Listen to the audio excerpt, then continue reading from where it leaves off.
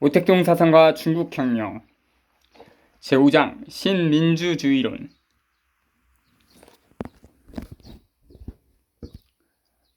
리처드 닉스 미국 대통령과 함께 1. 중국은 어디로 갈 것인가? 대일항전 이래 전국의 인민들에게는 이제 나아갈 길이 있다고 생각하여 걱정으로 가득했던 얼굴은 희망의 빛으로 변하고 있었다. 그러나 최근에 타협적 분위기와 반공에 대한 소문은 전국 인민을 다시 혼란스럽게 하였다.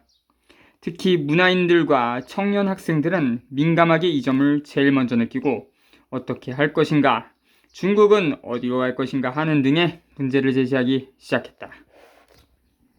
마침 중국 문화는 1940년 1월에 연안에서 창간된 잡지이며 신민주주의론은 이 잡지의 창간 후에 최초로 실렸다. 이 잡지는 1941년 8월에 종간되었다. 그러니까 이 논문이 1940년 1월작이라는 것입니다. 마침 중국 문화가 출판되는 이 기회에 중국 정치와 중국 문화의 동향을 설명하는 것은 매우 의미 있는 일이라 생각한다. 문화 문제에 대하여 나는 문외한이기 때문에 문화를 한번 연구하여 보긴 하였으나 시작 단계에 불과하다. 다행히 연안에 있는 많은 동지들이 이와 관해 많은 논문들을 썼으므로 나의 이 글을 중국 문화의 개막을 알리는 북소리로 삼아주었으면 좋겠다. 그리고 전국의 선진 문화인들에게 이 글이 조금이라도 보탬이 되고 더욱 바라는 것은 함께 토론하여 좋은 결론을 도출하여 우리 민족이 요구하는 대로 적용시켰으면 한다.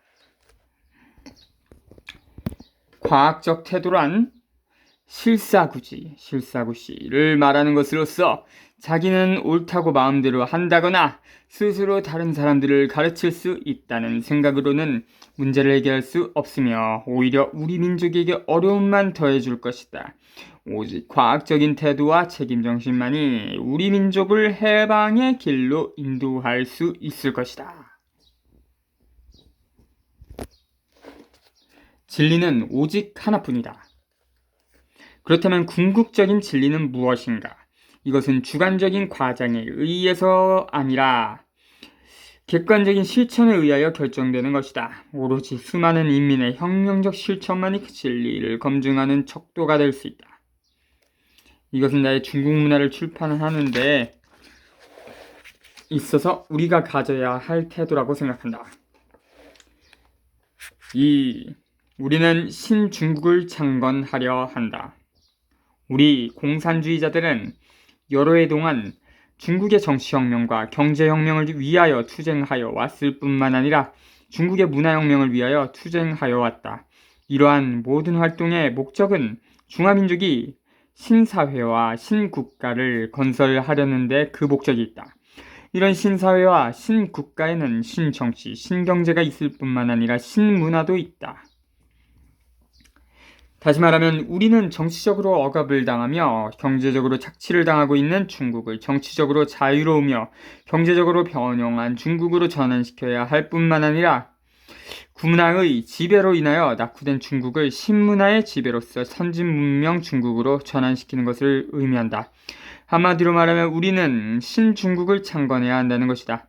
중화민족이 신문화를 건설하는 것이 바로 문화 영역에서 우리가 하려고 하는 목적이다. 이 제5장 신민주주의론이랑 제6장의 연합정부는 약간 상황이 틀려졌을 때 쓴 작품들이에요. 그래서 이때 했던 말이 저 때는 달라지고 그런 경향이 약간 있습니다. 3. 중국의 역사적 특징. 우리는 중화민족의 신문화를 건설하려고 한다. 그런데 이러한 신문화란 어떠한 문화를 말하는 것인가? 일정한 형태의 문화, 이데올로기로서의 문화는 일정한 사회의 정치 경제의 반영이며 그것은 일정한 사회의 정치와 경제에 큰 영향을 미공격하고 작용을 준다.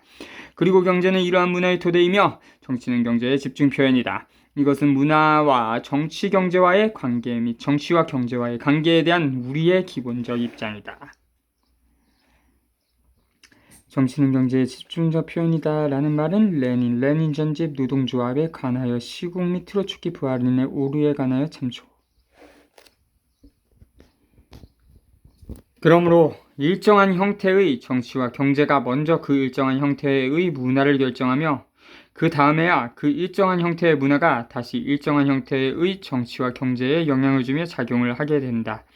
마르크스는 인간의 의식이 사회적 존재를 결정하는 것이 아니라 사회적 존재가 인간의 의식을 결정한다 고 하였으며, 마르크스 정치경제학 비판 서문 참조.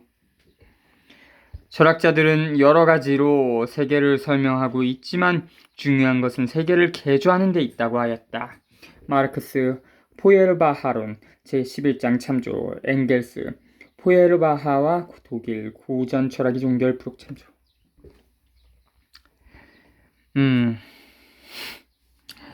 이것은 인류 역사상 처음으로 의식과 존재의 관계를 과학적으로 규정한 것이며 그 후 레닌에 의한 능동적이며 혁명적인 반영론의 기초가 되었다. 중국 문화를 탐구하는 데 있어서 우리는 이러한 기본적 견해를 망각하여서는 안 된다. 이런 점에서 보면 문제는 아주 분명하다. 우리는 중화민족의 구문화를 바꾸어야 하는 것이다. 중화민족의 구문화는 중화민족의 구정치, 구경제와 분리될 수 없으며 우리가 중화민족의 신문화를 만들려면 역시 중화민족의 신정치, 신경제와 분리될 수 없다. 중화민족의 구정치와 구경제는 중화민족의 구문화의 토대이며 중화민족의 신정치와 신경제는 중화민족의 신문화의 토대가 되는 것이다. 그렇다면 중화민족의 구정치와 구경제란 무엇인가? 그리고 중화민족의 구문화란 무엇인가? 주나라, 진나라 이래 중국은 봉건사회였고 그 정치는 봉건적 정치였으며 그 경제는 봉건적 경제였다. 그리고 이러한 정치, 경제에서 반영된 문화는 봉건적 문화였다. 외래 자본주의가 중국을 침략하고 중국 사회 내부에서 자본주의적 요소가 점차 성장하게 되면서부터 중국은 식민지, 반식민지, 반봉건적 사회로 점차 전환하게 되었다. 오늘의 중국은 일본 점령 진구에 있어서는 식민지 사회이며 국민당 지배지구는 반식민지 사회이다. 그리고 일본 점령 지구거나 국민당 지배지구거나 그것은 모두 봉건적, 반봉건적 제도가 우세를 차지하고 있는 사회이다. 이것이 오늘날 중국 사회의 성격이며 중국의 실정이다. 지배의 관점에서 말한다면 이러한 사회의 정치는 식민지, 반식민지, 반봉건적 정치이고 그 경제는 식민지, 반식민지, 반봉건적 경제이다. 따라서 정치 경제의 반영인 문화도 식민지, 반식민지, 반봉건적 문화이다.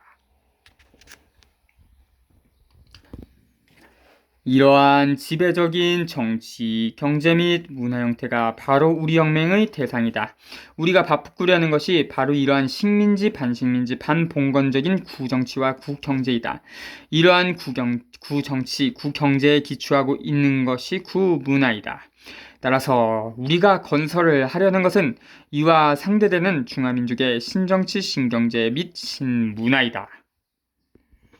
그러면 중화민족의 신정치, 신경제란 무엇이며 중화민족의 신문화란 무엇인가? 중국혁명의 역사 과정은 두 단계로 나누어 걸어가지 않으면 안 된다. 그 첫 번째 단계는 민주주의 혁명이며 그 다음 단계는 사회주의 혁명이다. 이것은 성격이 다른 두 개의 혁명 과정이다. 여기서 말하는 민주주의라는 것은 구범주에 속하는 민주주의, 구민주주의가 아니라 신범주에 속하는 민주주의, 신민주주의이다.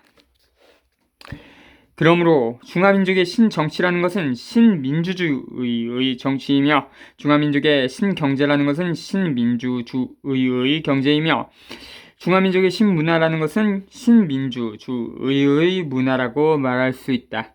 이것이 오늘날 중국 혁명의 역사적 특징이다. 중국 혁명에 관하여는 모든 정당, 모든 사람들이 이러한 역사적 특징을 알지 못한다면 그는 이 혁명을 지도할 수 없고 이 혁명을 승리로 이끌 수도 없을 것이며 나아가 인민들에게 버림을 받고 가련한 존재가 되고 말 것이다. 4. 중국 혁명은 세계 혁명의 일부분이다. 중국 혁명의 역사적 특징은 민주주의와 사회주의의 두 단계로 구분되며 그 제1단계가 바로 일반적인 민주주의가 아니라 중국식의 특수한 민주주의, 신민주주의다. 그렇다면 이 역사적 특징은 어떻게 형성되었는가? 그것은 100년 전부터 있었던 것인가? 그렇지 않으면 후에 성립된 것인가? 중국과 세계의 역사 발전을 연구하여 보면 이 역사적 특징은 알 수 있다. 이러한 특징은 결코 아편전쟁 때부터 있어온 것이 아니라 아편전쟁은 19세기 초에 영국이 중국의 아편을 밀매하여 중국에 많은 은을 국에 유출시키자 1939년 청정문은 아편을 금지시키기 위하여 임칙서 1785년부터 1850년을 강동으로 파견하여 강력한 금연정책을 실시하였다. 그러자 영국은 1840년 아편 무역을 보호하기 위하여 무력을 동원하여 중국을 공격하였는데 이것이 제1차 아편전쟁이다. 중국의 민중과 군대는 영국군에게 강경하게 대항하였지만 청정부의 부패와 무능으로 인하여 영국에 굴복하고 1842년 영국 정부와 남경조약, 난징조약을 체결하게 되었다. 이 조약의 주요 내용은 다음과 같다.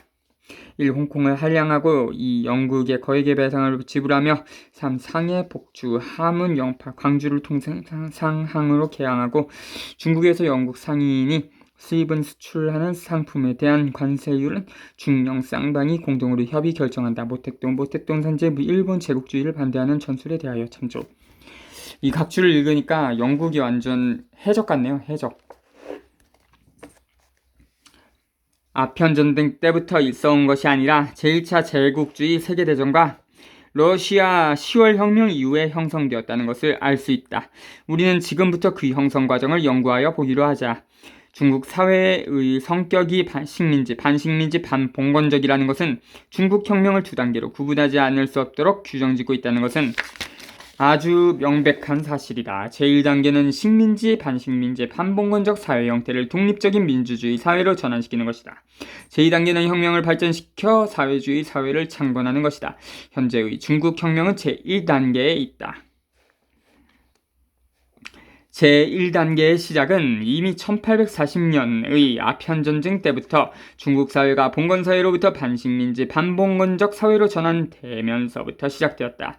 이동안 태평천국운동 1851년부터 1864년은 홍수전이 광서에서 농민을 이끌고 태평천국을 기치로 내걸고 토지균 등을 원칙으로 하는 천조전무제도, 천하의 토지는 천하의 사람이 함께 경작해야 한다는 제도를 공표하고 반면에 전통 육아사상에 대해서는 명렬한 비판을 가했다. 태평천국운동은 1864년 국내의 연합세력의 협공 속에서 14년간에 걸친 농민혁명운동으로 실패로 끝났지만 태평천국운동은 중국의 봉건 통치 계급과 서구 열강 세력들에게 심각한 타격을 주었던 최초의 민중-농민 운동이었다. 중불전쟁, 중일가보전쟁. 중일가보전쟁은 일본이 명치유신을 거친 후에 강력해진 국력으로 1894년 중국에 대하여 전쟁을 일으킨 것을 말한다. 당시에 중국의 군대와 민중들은 강력하게 저항했지만 청정부는 나약하고 부패하여 일본에게 굴복하고 양보함으로써 일본과 굴욕적인 마관조약, 시모노스키 조약을 체결하였다. 이 조약에 의하여 일본은 중국의 요동반도 대만 팽오열도를 차지하였으며 중국으로부터 은 2억량이라는 거액의 배상금을 받아냈다. 뿐만 아니라 중국의 무역항에 공장과 자유통상을 설립하는 특권을 획득하였다. 무술정변은 1894년 중일전쟁 이후 직면한 민족적 위기 상황에서 강유위, 담사동, 양계초를 대표로 하는 유신파들이 중국 내에 일본의 명치유신과 같은 변법유신 운동을 일으켜 국가를 부흥시키고 나라의 운명을 구하고자 한 것이다. 유신파들은 전통적인 군주전제 대신에 입헌군주제를 실시할 것과 육아경전의 반복을 내용으로 하는 팔고문 시험제도를 폐지하고 서구의 정치, 사회학설과 자연과학을 적극적으로 도입할 것을 주장하였다. 그러나 무술정변은 청정부 내에서 자희태후 1835년부터 1908년 일명서태후를 비롯한 봉건수급화의 강력한 반대와 비판을 받았다. 이로써 무술정변은 100일 만의 실패로 끝났으며 이것을 주도한 주요 인물들은 이로 인하여 대부분 피살되거나 외국으로 망명하였다. 꼭 그 갑신정변 비슷하네요.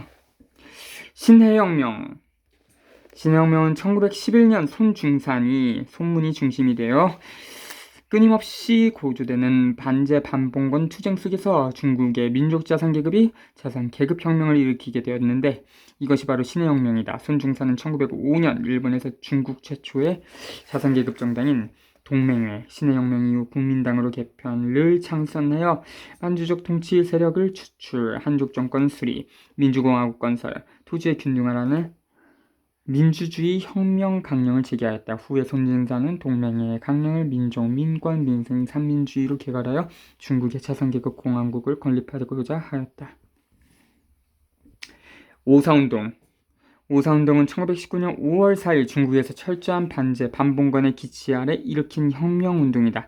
오사운동은 북경 대학생을 중심으로 국가의 주권을 포기한 파리 강화 조약에 반대하여 시작하였는데 학생들의 시위가 북양 군벌 정부의 진압을 받게 되자 중국인들의 분노는 전국적으로 확산되어 북경, 상해 등 주요 도시의 노동자 학생 상인들의 모두 동맹 파업을 하면서 대규모 항의 시위 운동을 전개하였다. 오타가 하나 있었는데 넘어가겠습니다. 그 결과 북양 군벌 정부는 어쩔 수 없이 구속된 학생을 석방하고 3명의 매국노 조여림, 육중녀, 장종상을 간직에서 파면시키고 파리 강화조약의 서명을 거절하게 됨으로써 오사운동은 성공을 거두었다. 오사운동은 중국 무상계급의 혁명 역량을 최초로 드러낸 것으로 마르크스주의와 중국 혁명운동의 결합을 촉진시켜 중국 공산당의 탄생을 위한 기반을 마련하였다. 중국 공산당의 조직도 이 같은 오사운동의 연장선상에서 이루어졌기 때문에 모택동이 오사운동을 기점으로 구민주주의와 신민주주의 시대를 구분한 것도 그다지 틀린 말이 아니라 하겠다. 북벌전쟁 1926년은 중국 공산당이 1924년 국민당과 혁명통일전선을 수립하기로 결정하면서 시작되었다. 1924년 총선 중사는 광주에서 국민당을 개편하고 제1차 국공합작을 실현하였다. 이로써 국공양당은 공동으로 황포 군관학교를 설립하고 국민혁명군을 조직하여 군벌 세력을 정벌하였다. 아마 제1차 국공합작일 겁니다. 국민혁명군은 먼저 광동으로 군벌 세력을 격파하고 1926년 정식으로 북진하여 북양 군벌을 토벌하기 시작하였는데 이를 북벌전쟁이라 한다. 북벌전쟁의 시작 단계는 매우 순조로워 국민혁명군은 빠른 속도로 중국의 남부와 중부를 점령하였으며 이로부터 혁명의 열기는 전국적으로 확대되었다. 그러나 1925년 손중산이 서거한 이후 국민당 내부에는 분화가 발생하여 장개석을 대표로 하는 우파가 주도권을 장악하였다. 1927년 4월 북벌전쟁에서 승리했을 때 장개석은 상해에서 정변을 일으켜 기습적으로 공산당을 대규모로 탄압하였다. 계속하여 국민당은 남경에 국민정부를 수립하였으며 장개석은 군사위원회 위원장과 중앙정치회의의 주석을 맡아 군정대권을 장악하였다. 이로써 혁명은 실패로 끝났으며 중국 현대사에서는 이 시기를 제1차 국내 혁명전쟁 시기라 일컫는다. 북벌전쟁, 토지혁명전쟁을 거쳐 오늘의 항일전쟁에 이르기까지 거의 100년이라는 긴 세월에 걸친 많은 개별적 단계들은 모두가 이 제1단계를 실천한 것이다. 중국 인민은 제1단계에서 제국주의와 봉건 세력을 반대하고 독립적인 민주주의 사회를 건설하기 위하여 투쟁한 것이다. 다시 말하면 제1단계의 혁명을 위하여 투쟁한 것이다. 특히 신의 혁명은 보다 완전한 의미에서 혁명을 완수하기 위하여 진행된 것이다. 이 혁명은 그 사회적 성격으로 본다면 무상계급 사회주의 혁명이 아니라 자산계급 민주주의 혁명이다. 지금 이 혁명은 아직 완수되지 못하였으므로 계속 많은 노력을 기울이지 않으면 안 된다. 그것은 이 혁명의 적이 아직도 매우 강대하기 때문이다. 손문에 혁명이 아직 성공되지 못하였으니 동지들은 계속 노력해야 한다. 고 말한 것은 바로 이러한 자산계급 민주주의 혁명을 가리키는 것이다. 그러나 중국 자산계급 민주주의 혁명은 1914년 제1차 제국주의 세계대전의 발발과 1917년 러시아 10월 혁명에 의하여 전 세계 6분의 1에 해당하는 지역에서 사회주의 국가가 창건되는 변화를 가졌다. 그 이전의 중국 자산계급 민주주의 혁명은 구세계 자산계급 민주주의 혁명의 범죄에 속하는 것이었으며 구세계 자산계급 민주주의 혁명의 일부분이었다. 그 이후부터 중국 자산계급 민주주의 혁명은 신자산계급 민주주의 혁명의 범죄에 속하게 되었으며 혁명의 노선을 두고 말한다면 세계 무상계급 사회주의 혁명의 일부분으로 되었다. 왜 그런가? 그것은 제1차 제국주의 세계대전과 처음으로 승리한 사회주의 10월 혁명이 세계의 역사적 방향을 바꾸었으며 세계 역사의 시대를 구분하였기 때문이다.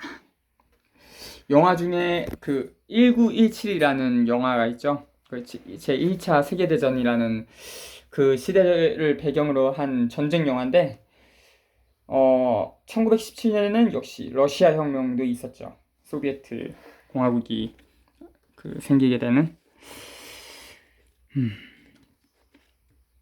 공산주의 혁명.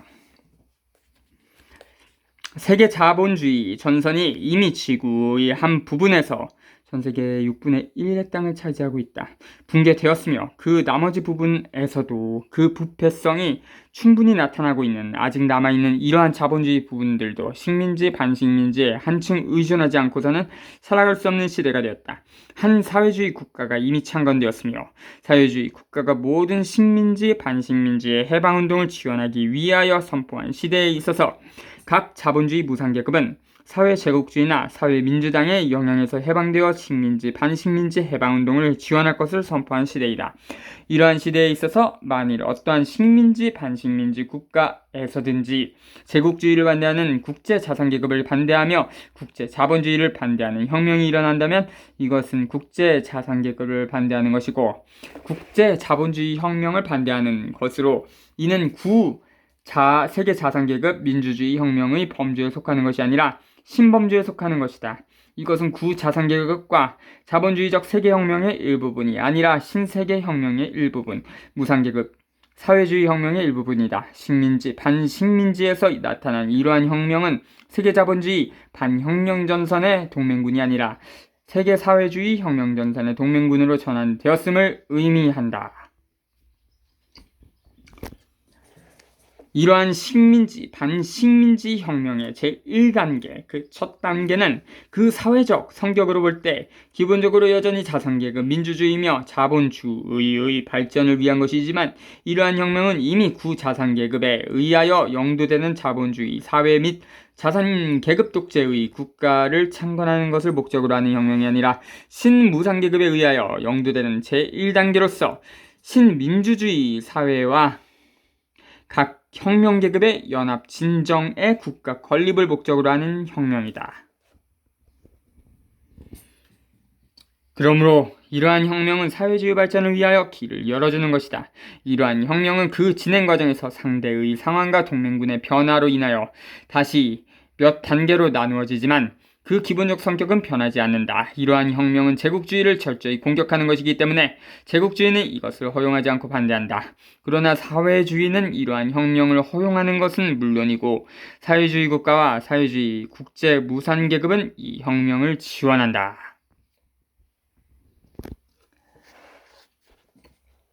그렇기 때문에 이러한 혁명은 무상계급 사회주의 세계혁명의 일부분으로 되지 않을 수 없는 것이다.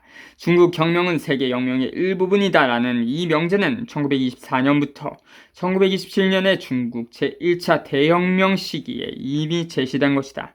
이 명제는 중국 공산주의자들이 제시한 것으로서 당시 반봉건적 투쟁에 참여한 모든 사람들의 지지를 받았던 것이다. 그러나 당시에는 이 이론의 의의를 정확하게 파악하지 못하고 이 문제를 모호하게 인식하고 있었던 것이다. 이러한 세계혁명은 이미 구세계혁명이 아니며 구자산계급 세계혁명은 끝난 것이다.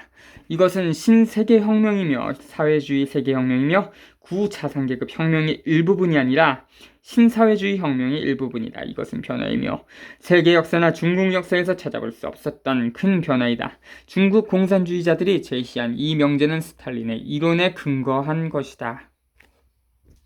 스탈린은 1918년 10월 혁명 1주년 기념 논문에서 다음과 같이 말하였다. 10월 혁명의 위대한 세계사적 의의는 다음과 같다. 첫째, 민족 문제의 범위를 확장하였다. 민족 문제를 유럽에서 민족적 압박과 투쟁하는 부분적 문제로부터 피압박 민족과 식민지 및 반식민지를 제국주의로부터 해방하기 위한 일반적 문제로 전환시켰다. 둘째, 민족 해방의 가능성을 확대했으며 현실적으로 가능하다는 것을 보여주었다. 대대적으로 서방과 동방의 피압박 민족들은 제국주의와의 투쟁을 촉진하였으며 그들이 반제국주의 투쟁에서 승리할 수 있는 가능성의 길을 열어주었다. 셋째, 사회주의 서방과 피압박 민족인 동방을 잇는 가교 역할을 함으로써 서방의 무산 계급들로부터 러시아 혁명을 통하여 동방의 피압박 민족들에 이르기까지 세계 제국주의를 반대하는 신혁명 전선을 결성하였다. 스탈린 선집 10월 혁명과 민족문제 참조. 이 논문을 발표한 후에 식민지 반식민지 혁명에 관한 토의는 지금까지의 범주를 벗어나서 무상계급 사회주의 혁명의 일부분으로 되었다. 스탈린은 이미 여러 차례 이 이론을 발표하였는데 그 중에서도 해석이 가장 분명하고 명확한 것은 스탈린이 1925년 6월 30일 발표한 당시 유고슬라비아의 민족주의자와 논쟁이었다. 이 논문은 장중실이 번역한 스탈린의 민족문제라는 저서의 민족문제를 다시 논함이라는 논문 중에 있다. 논문의 내용을 인용하면 다음과 같다.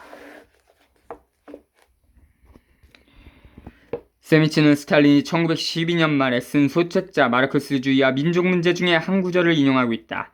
자본주의가 지배하는 조건에서 민족투쟁은 자산계급 상호간의 투쟁이다 라고 쓰여있다. 그가 이 문구를 인용한 것은 특정한 역사적 조건에서 민족운동의 사회적 의의는 한계를 갖는다는 것을 암시하려고 했다. 그러나 스탈린의 이 소책자는 마르크스주의자들에게 있어서 민족 문제가 아직 전 세계적 의의를 가진 문제로 생각되지 않고 민족 자결권의 기본 요구가 아직 무상계급 사회주의 혁명의 일부분으로 보지 않으며 사상계급 민주주의 혁명의 일부분으로 평가되었던 때인 제국주의 전쟁 전에 쓴 것이다. 그 이후 국제정세는 근본적으로 변하였다는 것. 전쟁과 러시아 10월 혁명은 민족 문제를 자산계급 민주주의 혁명의 일부분으로부터 무상계급 사회주의 혁명의 일부분으로 전환시켰다는 것을 정확히 보지 못한 것은 우스운 일이 아닐 수 없다. 레닌은 1916년 10월 민족 자결권에 관한 토론의 종결이라는 논문에서 민족 자결권이라는 민족 문제의 기본 사항은 민주주의 운동의 일부분이 아니라 무상계급 사회주의 혁명의 한 구성 부분으로 변하였다고 하였다. 나는 레닌뿐만 아니라 다른 러시아 공산주의 대표자들의 민족 문제에 관한 저서들에 대해서는 말하지 않겠다. 세미치가 러시아 자산계급 민주주의 혁명 시기에 쓴 스탈린의 소책자에서 소개한 내용을 인용한 것은 우리가 신역사적 환경으로 말미암아 신세대 무상계급 혁명의 시대로 들어온 지금에 있어서는 어떠한 의의를 가질 수 있는가? 그러한 인용이 가질 수 있는 의의라는 것은 시간과 공간을 도외시하고는 산 역사적 환경과는 관련 없이 인용한 것이므로 그는 변증법의 가장 기본적인 요구를 어긴 것이다.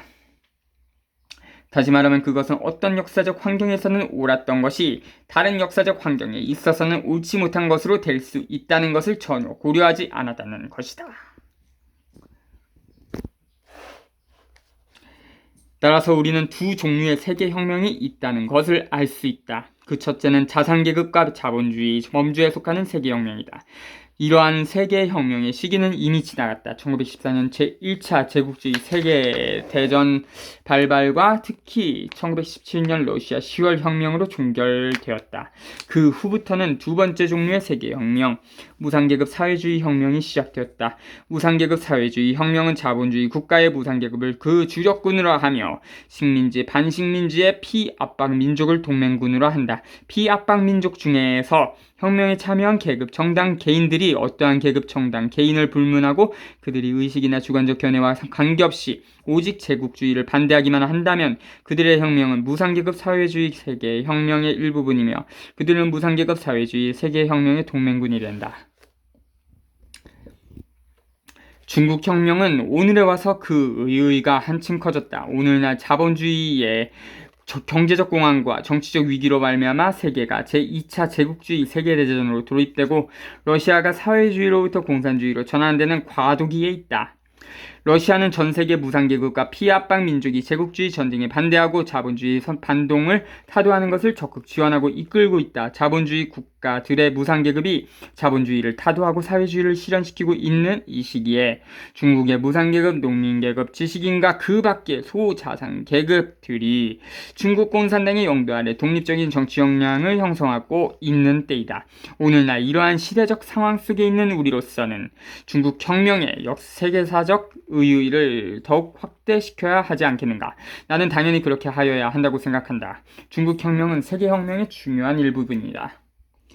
중국혁명의 이 제1단계, 그것은 많은 작은 단계들로 구분된다는 그 사회적 성격으로 말한다면 아직 무산계급 사회주의 혁명이 아니라 새로운 형태의 자산계급 민주주의 혁명이다. 그러나 그것은 이미 무산계급 사회주의 세계혁명의 일부분으로 되었으며 지금에 와서는 더욱 이러한 세계혁명의 위대한 일부분으로 되었고 이러한 세계혁명의 위대한 동맹군으로 되었다. 이 혁명의 첫걸음 제2단계는 결코 중국 자산계급 독재의 자본주의 사회를 건설하려는 것이 아니고 그럴 수도 없으며 중국 무산계급을 그 영도자로 하는 중국의 각 혁명적 계급들의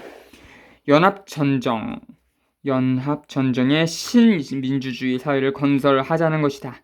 이것으로 제1단계에 대한 설명을 마치려고 하며 이를 다시 제2단계로 발전시켜 중국의 사회주의 사회를 건설하는 것이다. 이것이 현재 진행되고 있는 중국혁명의 가장 기본적인 특징이며 20여 년 이래 1929년 오사운동을 시발점으로의 새로운 혁명 과정이며 중국혁명의 구체적 내용이라고 할 수 있다. 일단 여기까지 끊겠습니다. 자주